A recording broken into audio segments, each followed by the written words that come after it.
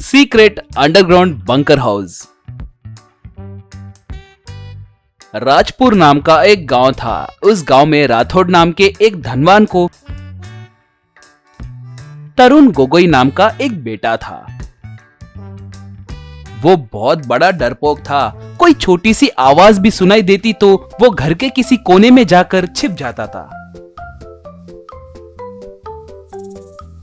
एक दिन राठौड़ के पास उसका दोस्त बाबूलाल आता है। बाबूलाल, रे भाई, सुना है कि किसी देश में जंग छिड़ गई है, उस वजह से राशन के दाम बढ़ गए हैं। अब क्या करना है कुछ समझ में नहीं आ रहा है, कमाई बस नहीं हो रही है। बस उसके बातें सुनकर तरुण भागते हुए वहां पर आकर, क्या अंकल, जंग छिड़ गई है क्या? बाप रे, चलिए अंकल चलिए, कहीं जाकर छिप जाते हैं। प्लीज अंकल आइए, अंकल आइए।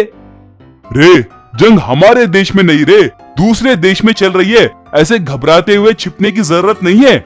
अंकल, लगता है आपका दिमाग काम नहीं कर रहा है। जंग एक बीमारी की तरह होती है, अगर एक बार लग गई तो कभी नहीं छूटेगी। पहले एक को, बाद में दूसरे को, उसके बाद तीसरे को, ऐसे सबको लपेट कर मार देगी अंकल।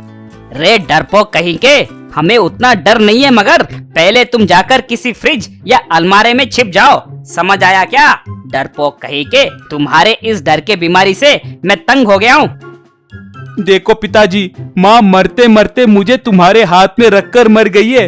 मेरी सुरक्षा आपकी जिम्मेदारी है। जंग छिड़ेगी, चलो अब अर्जेंट आओ, हम दोनों अलमारे में छिप जाते हैं। मुंह बंद करो रे बेवकूफ कहीं के। हाँ, एक और बात, मैं और अंकल एक जरूरी काम से 1 महीने तक दूसरे गांव जा रहे हैं। घर में पैसे हैं, उसकी हिफाजत करना। कहकर राठौड़ बाबूलाल वहां से चले गए। अब तरुण अपने मन में, बाप रे, पिताजी पागल है क्या? उन्हें जंग से बिल्कुल डर नहीं लगता। जंग मामूली बात नहीं है। उन्हें ये बात समझ नहीं आ रहा है क्या? आसमान से दुश्मन मिसाइल फेंकेंगे तो बड़े बड़े देशों के अध्यक्ष भी जाकर बंकर में छिप जाते हैं। अरे हाँ, बंकर बोले तो याद आया, मैं भी उनके जैसे ही एक बंकर को तैयार किया तो कैसा रहेगा? पिताजी आकर देखेंगे तो दंग हो जाएंगे, सोचा। बाद में तरुण थोड़े आदमियों को बुलवाकर अपने घर को गिराकर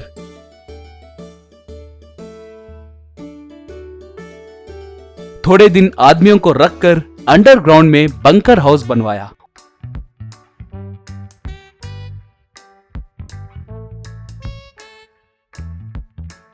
उसके बाद से उस बंकर में ही जीने लगा।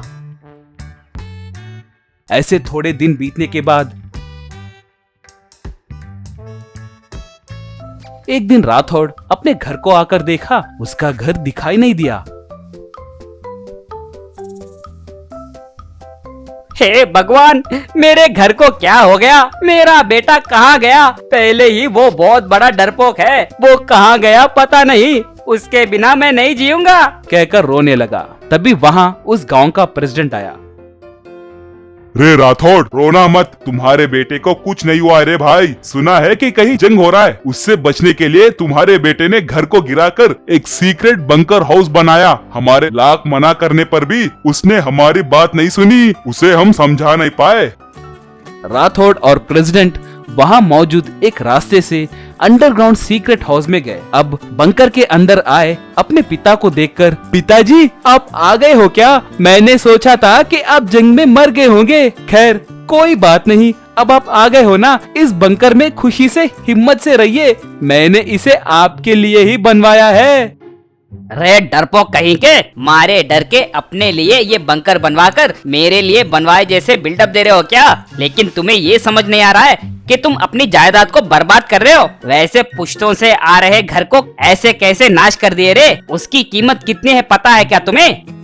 देखो, मैं नहीं गिराया होता तो कल या परसों बम आकर नाश कर देता था। उसके बारे में ज्यादा मत सोचिए पिताजी। रे गधे कहीं के, कहीं 4 समुंदर पार जंग हो रहा है तो हमारा घर कैसे नाश होगा रे? ऐसे बिना सोचे कैसे बात कर रहे हो? छी, तुम इतने डरपोक कैसे हो रे? वैसे इस गांव में तुम अकेले ही हो क्या? पिताजी, मैं अकेला ही नहीं, पहले मैंने घर को नाश किया था ना, बाद में एक एक करके सारे गांव वाले अपने घरों को गिराएंगे। बड़ा युद्ध हो रहा है ना पिताजी। वैसे भी घर तोड़ने का कॉन्ट्रैक्ट हमें देंगे कि नहीं, एक बार आप जाकर पूछिए। पूछने की क्या जरूरत है रे, मैं ही तुम्हें समझाऊंगा। किसी के घर को जाकर भाई हम आपके घर को नाश कर देंगे कहकर पूछे तो वो क्या करेगा पता है क्या तुम्हें? कहकर राठौड़ तरुण को पकड़कर खूब पीटा।